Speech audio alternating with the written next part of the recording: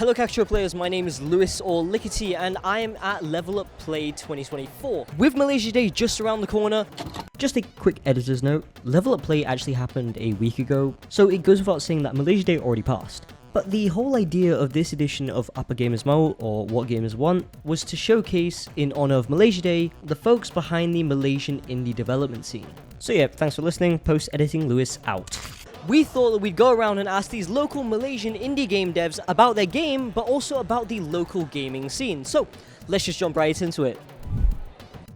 Okay, so basically Over Hours is a single-player action tower defense game where you play as Mai, whose office is facing an invasion of monsters. Right, so it's a 2D platformer game that involves a chicken that chases after a wolf instead of a wolf chasing after a chicken. Chicken Express is actually a small project of ours we've joined a game jam in Sarawak and we've developed this game in 2 days. So yeah, so I would say chaotic is the word for this game. I would describe the game in one sentence is nostalgia, because the game is revolving about P. Ramlee, and P. Ramlee, like myself personally, has like a lot of impact in my childhood. P. Ramlee is like one of the legends in Malaysia that produced a lot of nostalgic movies such as Bujang Lapor, Amal Albab, and all of this movie has so much like moral values and everything. Where It Lives is a cross between, if you could imagine, Tamagotchi and Animal Crossing with a touch of wellness. We are making a game called Princess of the Water Lily, and it's a game about a cat which is raised by frogs family, and then something happened in the forest, so she is now on this journey to rescue his family. Cyber Ninja, one hit, one kill. Third Eye Open is about a young girl who can see ghosts, learning to deal with that, and as she grows older, the other elements of growing up compounded with that, on top of understanding that there's a dark force in her life that might have it out for her. The biggest challenge while developing Katanarama would be figuring out the workflow of actually developing in a team, because the first year of development for Katanarama is actually me myself doing it solo, but after the first year I hired my programmer, and then he looked at my code and like, nah, this ain't it, chief. We have to do a lot of things from the ground up. So props to my programmer. A lot of the features was reworked from the ground up after the first year, so it actually dragged the programming and the development of the whole game to add to another half a year, but I guess it will be worth it for the future, for the synergy of the team. Hardest part is probably getting, because we're a small team, but we're making something really big. It's also focused on the community, but we're trying the best we can, by adding more features. Probably finding talent, because we're based in Sarawak. The studio is based in Sarawak, and there are a lot of aspects of game development that is easier to find, like in KL especially. So for us being based there, we want to have like folks work with us physically, but sometimes that's a little bit difficult. But thankfully we have remote working, but it is a little bit of a challenge, yeah. Dealing with volume. Okay, so this art style is basically condensing everything in a space down to like flat shapes or hand-drawn shapes. So you have to decide when you make the assets, like, is this going to be flat or is this going to be a constructed element? And there is no playbook as to which is the correct decision, because like ultimately you might end up in a space where I want everything to be interactive or I want everything to be seen from every angle, and from there it's like, okay, then all of these have to be constructed, they all have to have sides, but characters in particular, no matter what happens, they're always flat.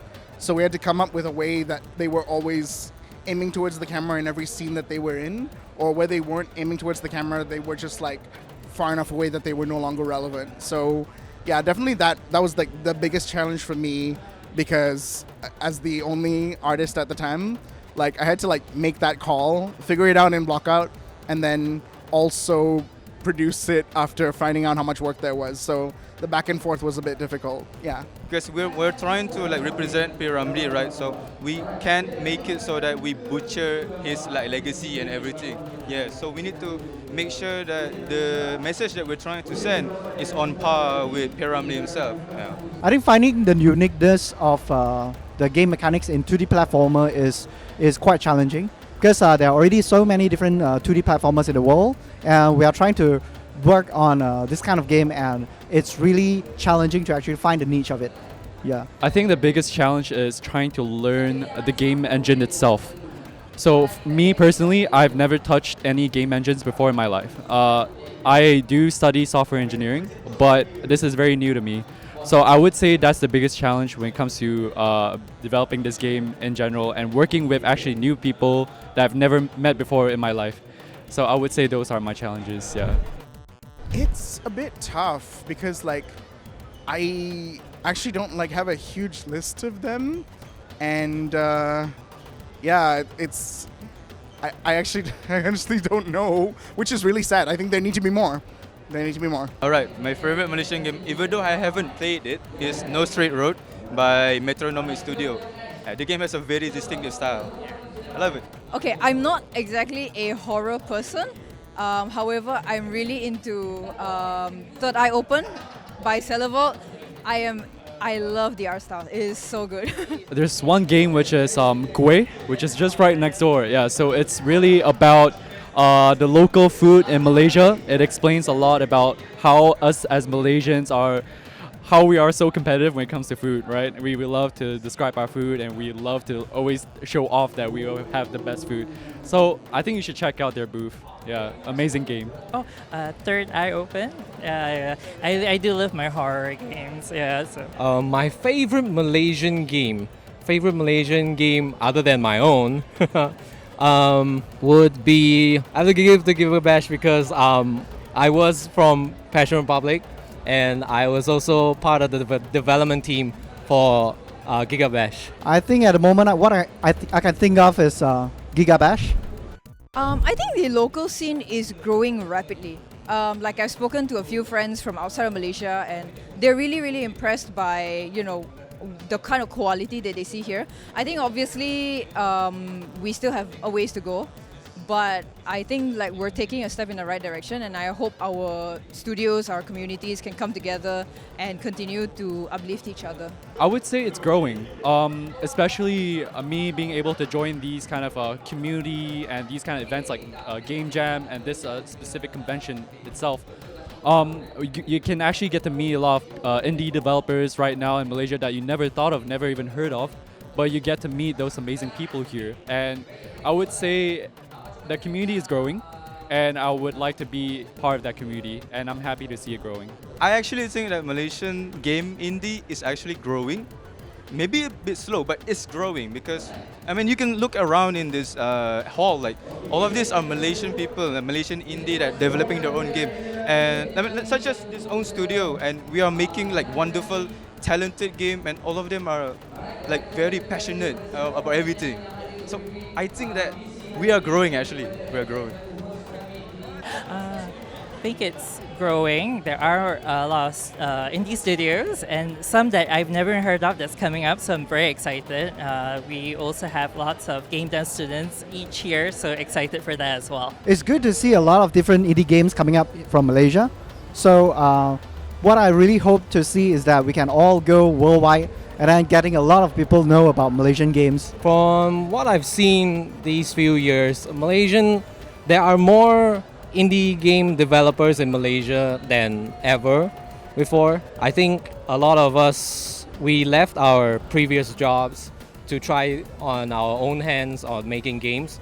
Definitely there is a spirit of adventure for a lot of the developers in Malaysia.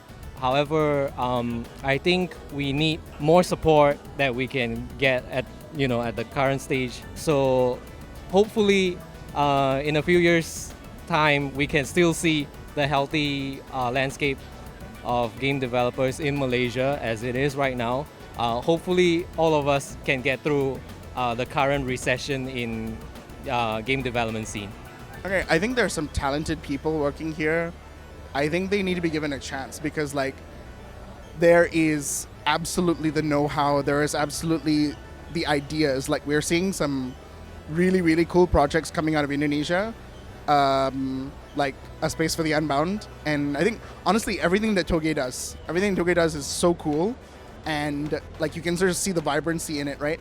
I think they just like something that everyone needs to do is, as a consumer, be aware that this industry is here and be a bit more supportive of it, because like, yeah, I think it's a creative industry. It doesn't kind of work the same way as like other kind of product oriented industries. So it requires people to be really enthusiastic about the arts of it to want to like keep it going. Yeah. And there you have it.